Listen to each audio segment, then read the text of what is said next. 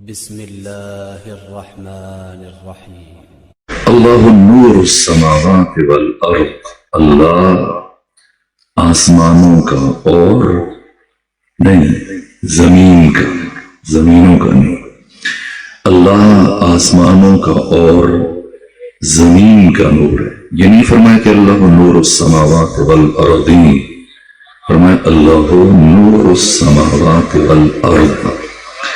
مثل نورہ کمشکات، اللہ کے نور کی مثال مشکات کی سی ہے۔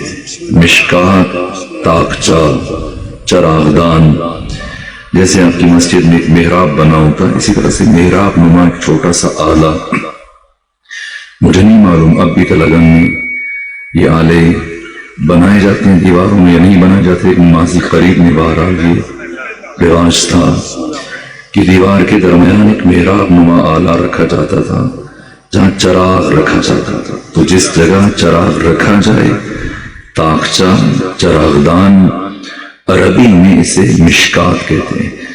اللہ کے نور کی مثال مشکات کی جیسی ہے، فیہا مصباح، جس میں چراغ ہے۔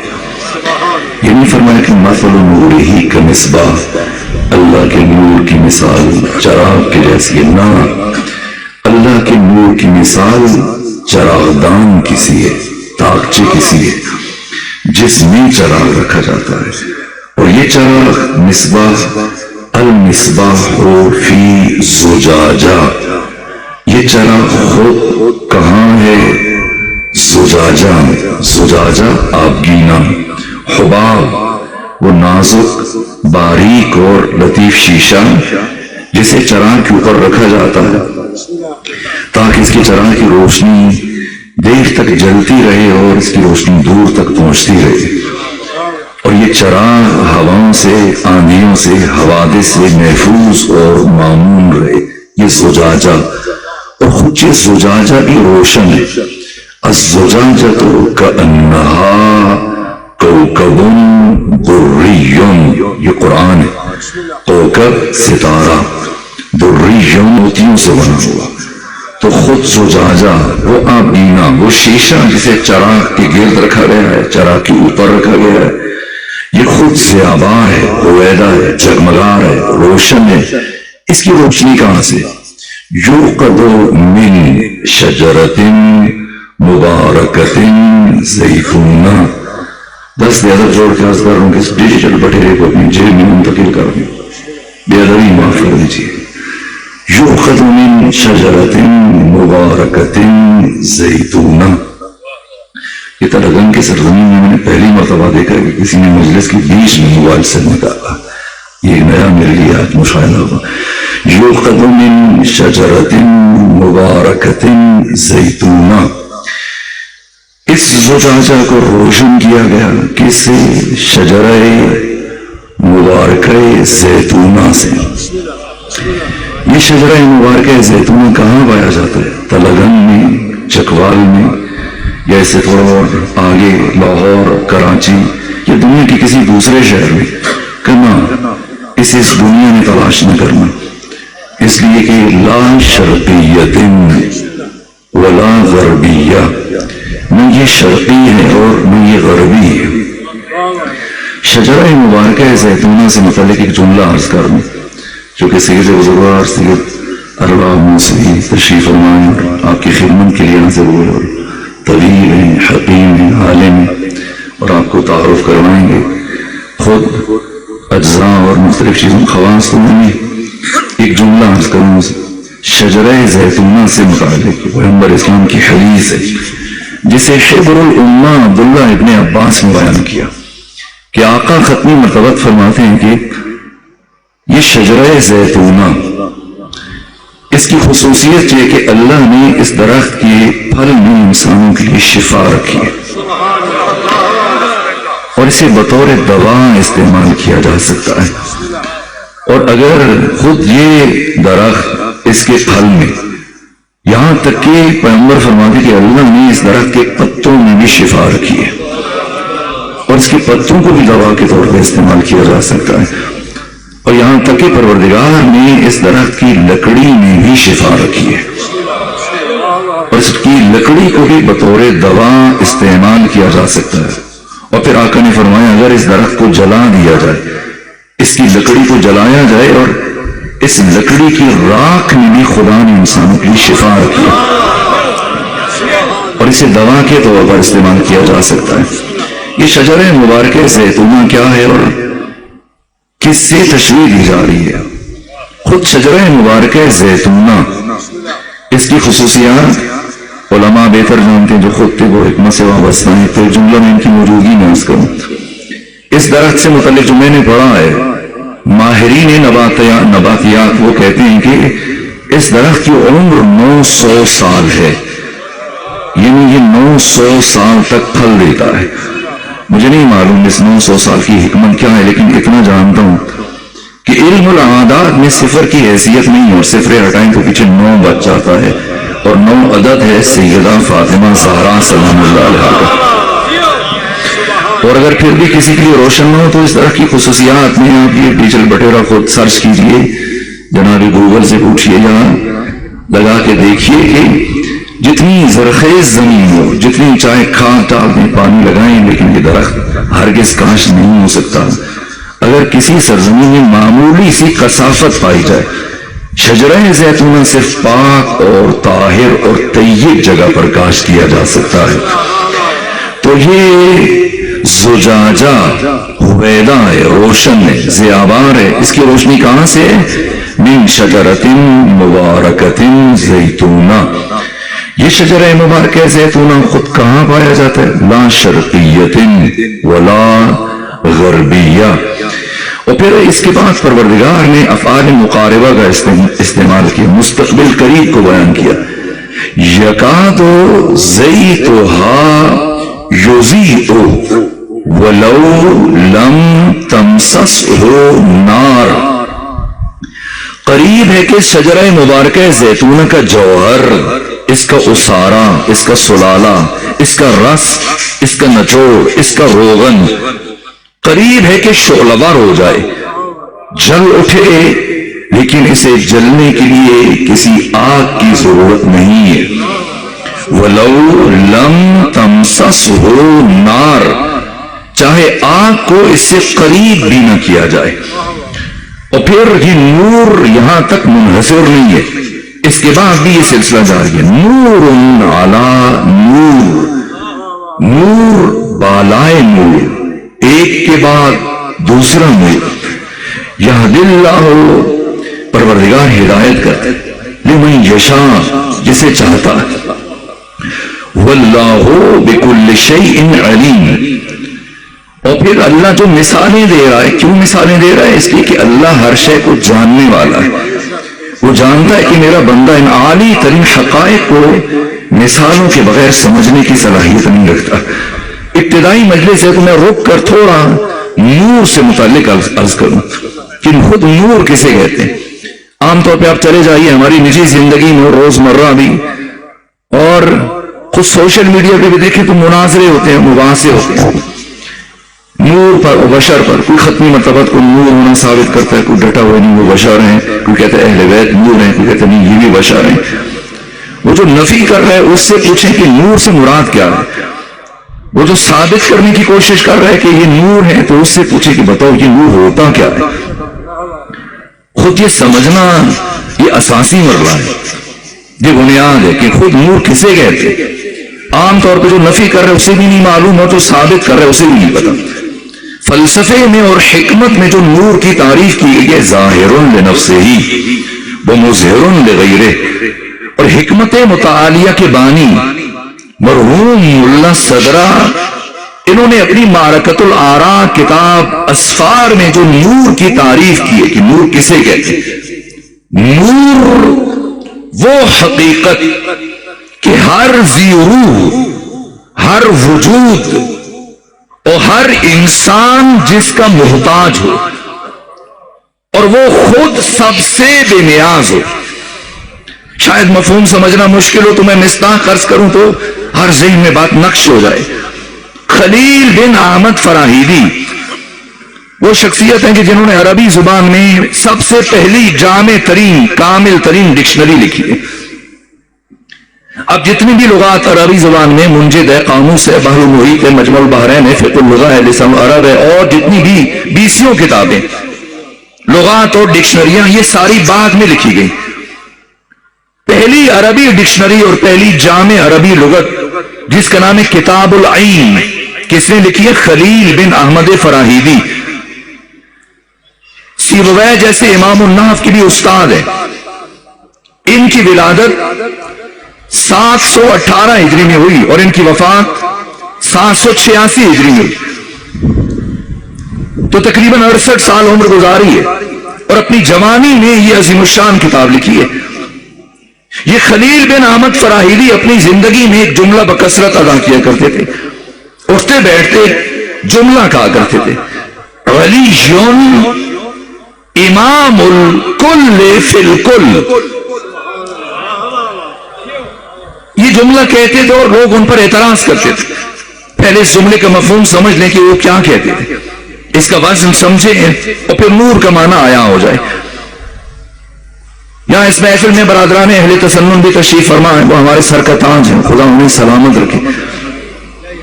جتنے بھی فرق اسلامی ہیں اہل تسنن، خواہ وہ حنفی ہے، شافعی ہے، حنبلی ہے، مالکی ہے، اہل حدیث ہیں، دیوبندی ہیں، بریلوی ہیں، فقہ میں احکام میں یہ ائمہ اربعہ میں سے کسی ایک کی تقلید کرتے ہیں. یا امام ابو حنیفہ جناب نعمان بن ثابت، یا امام مالک ابن انس، یا امام احمد ابن حنبل، اور یا امام شافعی. فقہ میں احکام میں یہ جو 56 ابواب ہیں، کتاب الطہارت سے لے کر کتاب الدیات تک، ان 56 کتابوں میں جو لاکھوں احکام آتے ہیں، ان میں اہل تسنن یا حنفی ہیں یا شافعی ہیں یا حنبلی ہیں یا مالکی ہیں، لیکن عقیدے میں ان کی پیروی نہیں کرتے. جب عقائد میں جائیں تو تمام اہل سنت یا معتزلہ ہیں یا اشاعرہ ہیں، اور اگر حدیث میں جائیں تو پھر حدیث میں بھی ان کے امام الگ ہو جاتے ہیں. یا امام اسماعیل بخاری کو، یا امام مسلم بن حجاج کو، یا ایسی بڑی شخصیات کو، یا خود ان کے اساتید کو حدیث میں امام مانتے ہیں، جیسے برادران اہل حدیث جن کی پیروی کرتے ہیں.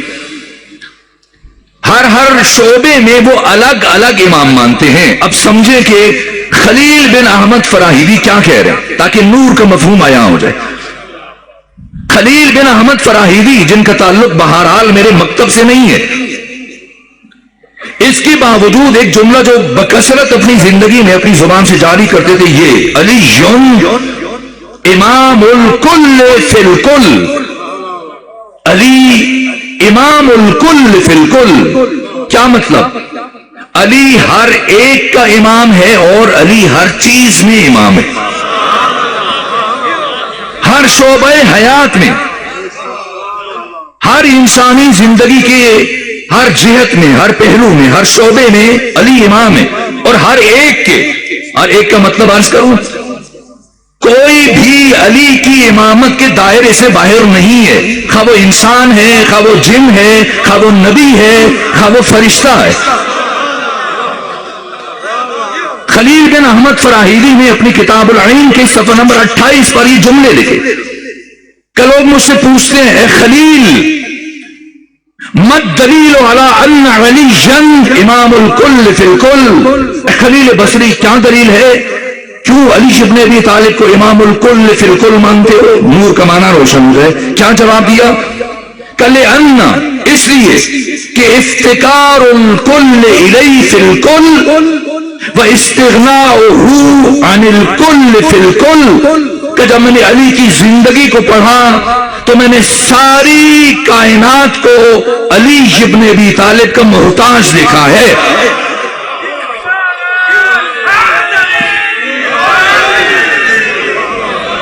جب میں نے علی کی زندگی کو پڑھا میں نے ساری کائنات کو علی ابن ابی طالب کا محتاج دیکھا، اور خود علی کو ساری کائنات سے بے نیاز دیکھا ہے. علی نور خدا، علی حق تعالی کی احدیت کا مظہر تام، علی اللہ کی احدیت کا مظہر ہے. یہ جو خدا کو واحد کہا جاتا ہے، استاد آیت اللہ جوادی عاملی فرماتے ہیں، یہ ہم مجازن خدا کو واحد کہتے ہیں. اس لیے کہ واحد عددی میں یہ نقص پایا جاتا ہے کہ اس کا نصف بھی ممکن ہے اور اس کا 2 بھی ممکن ہے. اسے آدھا بھی کیا جا سکتا ہے، کہ گنتی میں بھی آ سکتا ہے، شمار میں بھی آ سکتا ہے. خدا حقیقتاً احد ہے. احد کا نہ نصف ممکن ہے نہ یہ گنتی میں آ سکتا ہے. میرے چھوٹے بھائی ہیں عطا تراب، انہوں نے ایک شعر کہا ہے کہ وہ ایک ہو کے بھی آگے عدد نہیں رکھتا، وہ ایک ہو کے بھی ہم سے گنا نہیں جاتا. کیوں گنا نہیں جاتا؟ اسی کہ احد ہے، احد گنتی میں نہیں آ سکتا. علی کون ہے؟ علی اللہ کی احدیت کے مظہر تام. اس لیے دست ادب جوڑ کر عرض کر رہا ہوں، یہ جو سوشل میڈیا پر بیٹھ کر اور عام طور پر اس طرح کے مناظرے کرتے ہیں، مباحثے، ایک زور لگاتے ہیں نہیں علی تو چوتھا خلیفہ ہے، دوسرا کہتا ہے نہیں علی پہلا خلیفہ ہے. نہ، آپ مہربانی کیجئے علی کو نہ چوتھا ثابت کیجئے اور علی کو نہ پہلا ثابت کیجئے. علی نہ چوتھا ہے، علی نہ پہلا ہے. جو گنتی میں آ جائے اسے علی نہیں کہتے.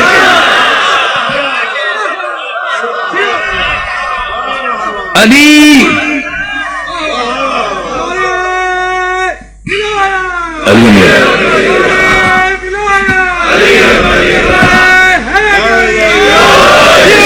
جو گنتی میں آ جائے اسے علی نہیں کہتے. ہمارا کسی بھی مسلمان سے، کسی بھی اسلامی فرقے سے مسئلہ خلافت میں ذرہ برابر کوئی اختلاف نہیں.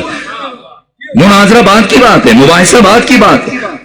ہمارا کسی بھی مسلمان سے، کسی بھی فرقے، کسی بھی مسلک اور منہج اور مذہب سے مسئلہ خلافت میں کوئی بھی اختلاف نہیں. آپ کا جی چاہتا ہے جسے پہلا مانیے، دوسرا مانیے، تیسرا مانیے، چوتھا مانیے، خود ترتیب بنائے، الٹ دیں پلٹ دیں، یہی رکھیں، یہ آپ کی مرضی.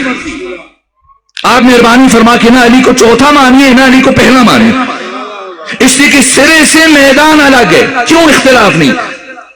جتنے بھی فرق اسلامی ہیں وہ جس خلافت کی بات کرتے ہیں وہ خلیفۃ المسلمین کی بات کرتے ہیں. ہم علی اور اولاد علی کے لیے جس خلافت کی بات کرتے ہیں وہ خلیفۃ اللہ فی الارضین کی بات کرتے ہیں. مسلمانوں کا خلیفہ کوئی بھی ہو سکتا ہے، جسے 2 4 10 20 40 50 مسلمان جماعوں کے منتخب کر لیں، لیکن اللہ کا خلیفہ صرف وہ ہو سکتا ہے جسے خدا خود منتخب کرتا. علی خلیفہ خدا، علی حق تعالی کی صفات و اسماء جلال و جمال کا مظہر، وہ حقیقت کہ جو ساری دنیا جس کی محتاج ہے اور جو سب سے بے نیاز ہے. آئیں دیکھیں، ہر ایک آپ کو علی کے دروازے پر کھڑا نظر آئے گا.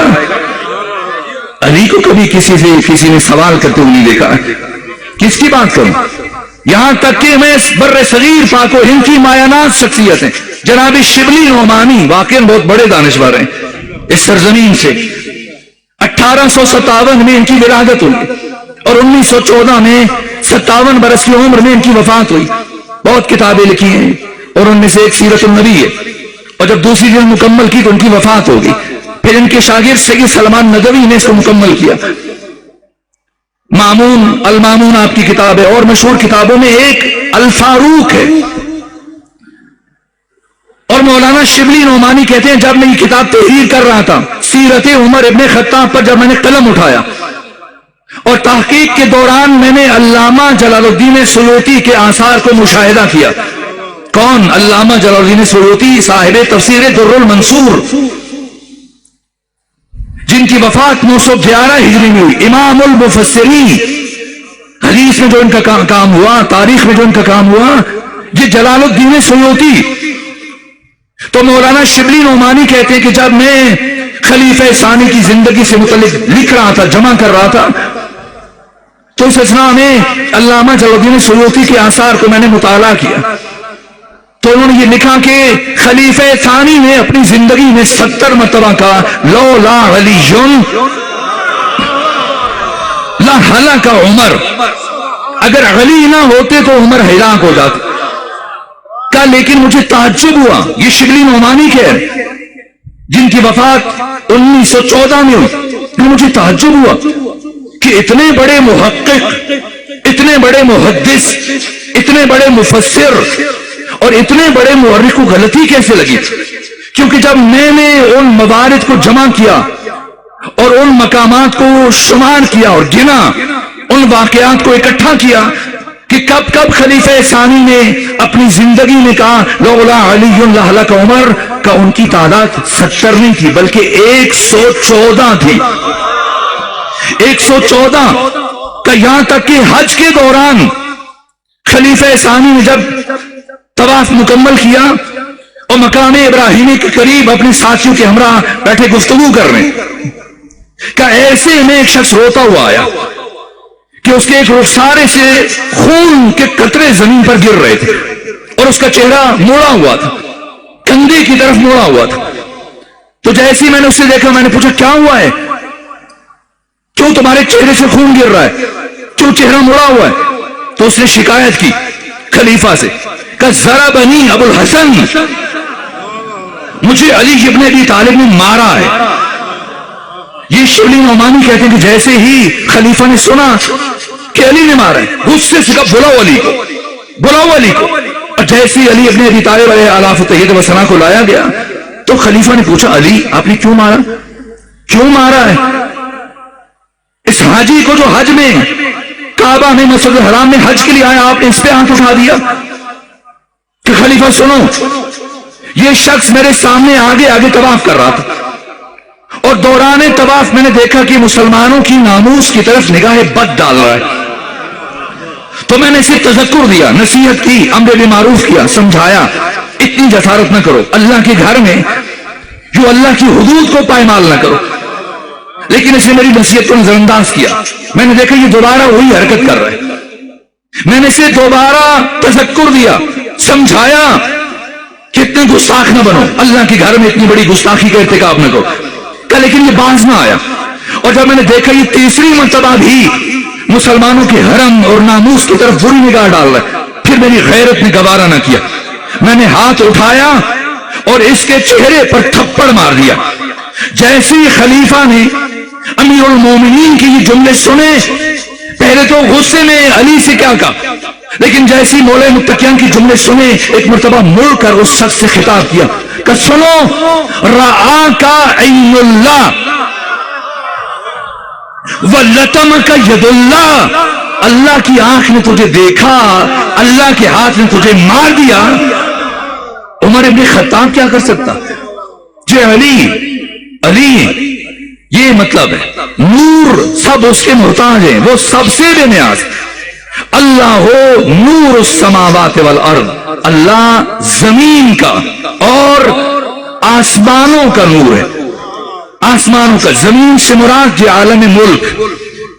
آگے بڑھ رہے ہیں تاکہ حسین ابن علی کے محضر تک پہنچنے میں کامیاب ہو جائیں. یہ عالم مادہ، یہ عالم ہستوبوس، یہ عالم آب و گل، یہ بزمگیتی، یہ کائنات، یہ دھرتی، یہ جہان، یہ دنیا، یہ کائنات، یہ عالم ناسوت. عرض سے مراد یہ جو تفسیر کی معصومی اور سماوات جمع کا صیغہ استعمال کیا. سماوات سے مراد عالم ملکوت، پہلے ملکوت اسفل، عالم نفس، عالم مثال، پھر آگے جاتے ہوئے ملکوت اعلی، عالم جبروت، بیت المعمور، ملکوت اعلی، آسمان چہارم. اس کے بعد پھر مزید درجات ہو، آسمان پنجم و ششم و ہفتم، عرش و لوح و قلم و کرسی، یہ سارے مراحل. اور اس کے بعد جو آخری مقام ہے جو ہم جیسے انسان کے لیے لائق تصور نہیں ہے، وہ ہے عالم لاہوت. عالم لاہوت جسے عالم اسماء و صفات کہا جاتا ہے. استاد ایت اللہ جوادی عاملی نے اپنی تفسیر تسلیم میں بہت تفصیل کے ساتھ ان حقائق اور ان مراحل کو بیان کیا. عالم لاہوت، اب سمجھیں یہ 14 کون ہے اور نور خدا سے مراد کیا ہے. یہ عالم ناسوت، اگر کوئی سمجھتا کہ علی اور علی کے بیٹوں کا اور ان 14 کا نور اس عالم ناسوت میں منحصر ہے اور اللہ نے انہیں ہماری ہدایت کے لیے بھیجا اس دنیا میں اور بس، تو یقیناً غلطی پر. یہ ان 14 کے وجود کا نازل ترین رتبہ ہے، نازل ترین رتبہ، کہ اللہ نے ان 14 انوار کو پیکر بشری نے انسانوں کے درمیان ان کی ہدایت اور رہبری کے لیے بھیجا. لیکن ان 14 کا نور اس عالم ناسوت میں، اس عالم ملک میں منحصر نہیں ہے. اس سے ماورا جتنے بھی عوالم ہیں سب میں یہ 14 اسی طرح سے ہادی رہبر اور امام ہے جیسے ہمارے رہبر ہادی اور امام ہے. یہاں تک کہ عالم جبروت، بیت المعمور، آسمان چہارم، جہاں خدا نے جنت کو رکھا، جہاں 1,24,000 انبیاء کی ارواح کو رکھا، جہاں تمام تر ملائک اور فرشتوں کو خدا نے رکھا، نہ کوئی ملک اور فرشتہ یہاں سے 1 انچ آگے جا سکتا، نہ کوئی نبی اور رسول یہاں سے 1 مرحلہ آگے بڑھ سکتا. یہ بیت المعمور جو ارواح انبیاء اور ملائکہ کی آخری حد ہے، یہاں تک کہ سلیمان قندوزی حنفی صاحب جنابی المودہ انہوں نے پیغمبر اسلام سے حدیث نقل کی. ہمارے ہاں تو حدیث کا ایک سلسلہ ہے جو سینکڑوں کی تعداد، لیکن میں اہل تسنن میں سے بس ایک عالم کی حدیث ذکر کر کے آپ کی زحمتوں کو تمام کروں. سلیمان قندوزی حنفی جنابی المودہ میں تحریر کرتے کہ اللہ نے ختمی متوت فرما رہے، اللہ نے ہم 14 کے نور ملائکہ کی تخلیق سے 80,000 نوری سال پہلے خلق فرمائے. یہ نوری سال، قمری سال اور شمسی سال، یہ محرم و صفر اور جنوری فروری نہیں، نوری سال. یہ تو بچوں جوان بیٹھیں گے مجھ سے بہتر آپ کو بتا پائیں گے کہ نوری سال سے مراد کیا. آئنسٹائن نے جو اس مادی دنیا میں نور کی رفتار بیان کی ہے کہ 1 سیکنڈ میں، چشم زدن میں، پلک جھپکنے میں، ایک لمحے میں انسان 3 لاکھ کلومیٹر کا سفر طے کر سکتا ہے. یہ نور کی رفتار ہے. کیا مطلب؟ یعنی آپ تلگن سے اٹھیں اور پوری دنیا کا چکر لگا کے تلگن واپس آئیں، پھر جائیں، پھر واپس آئیں، سبارہ جائیں، پھر واپس آئیں، یہاں تک کہ 7 چکر لگا کے واپس آئیں گے. کتنی دیر میں؟ 1 سیکنڈ میں، ایک لمحے میں. یہ نور کی مساحت ہے، یہ نور کی رفتار ہے. ایسا ایک لمحہ. اور اب ختمی مرتبت فرما رہے ہیں کہ اللہ نے ہم 14 کے انوار کو ملائکہ کی تخلیق سے 80,000 نوری سال پہلے خلق فرمایا. اور ہم 14 اللہ کی تسبیح، اللہ کی تمجید، اللہ کی تحلیل اور ذکر خدا میں اور خدا کے ساتھ راز و نیاز میں مشغول رہے، یہاں تک کہ ہمارے انوار کی تخلیق کے 80,000 نوری سال گزرنے کے بعد پروردگار نے ملائکہ کو خلق کیا، فرشتوں کو پیدا کیا. اور جب فرشتے خلق ہوئے اور پہلی مرتبہ فرشتوں نے، ملائکہ نے ہم 14 کے انوار کو مشاہدہ کیا. یہ سلیمان قندوزی حنفی نے لکھا. جیسی ہم 14 کے انوار کو دیکھا تو آقا فرماتے ہیں ختمی مرتبہ فزعموا، انہوں نے گمان کیا، ان کے دل میں یہ خیال آیا کہ شاید ہم 14 ان کے خالق ہیں. تو پیغمبر فرماتے ہیں جیسے میں نے دیکھا کہ فرشتوں کے ذہن میں یہ خیال آ رہا ہے کہ شاید ہم ان کے خالق ہیں، تو آقا فرماتے ہیں فسبحنا فسبحنا فسبحت الملائکہ، ہم نے فوراً خدا کی تسبیح شروع کر لی. اور ہمیں دیکھ کر اور سن کر ملائکہ نے خدا کی تسبیح شروع کی. حللنا وحللت الملائکہ، ہم نے لا الہ الا اللہ کہا. ہمیں دیکھ کر سن کر ملائکہ نے لا الہ الا اللہ کہا. ہم سے تسبیح سیکھی، ہم سے بندگی سیکھی، ہم سے رکوع سجود سیکھا، ہم سے خدا کی عبادت کا سلیقہ سیکھا. پھر پیغمبر فرماتے ہیں کہ اللہ نے ارادہ کیا کہ تمام فرشتوں میں سے جبرائیل کو باقی فرشتوں کا سردار معین کرے. تو آقا ختم مرتبت فرماتے ہیں کہ خدا نے جبرائیل سے خطاب کیا من انت ومن انا، بتا تو کون ہے اور میں کون ہوں. تو جبرائیل نے جواب دیا انت انت وانا انا، تو ہے، میں ہوں. یہاں پر پیغمبر فرماتے ہیں کہ میرے بھائی علی ابن ابی طالب کا نور آگے بڑھا، میرے بھائی علی ابن ابی طالب کا نور آگے بڑھا اور جبریل کو خدا سے گفتگو کا سلیقہ تعلیم دیا کہ اللہ سے کیسے بات کی جاتی ہے. فرمایا علی نے جبرائیل یوں گفتگو کرو خدا سے، انت رب الجلیل وانا عبدک الذلیل واسمی جبریل، جبرائیل کا نام جبرائیل کسی اور نے نہیں رکھا ہے، شاگرد مصطفیٰ علی ابن ابی طالب نے رکھا۔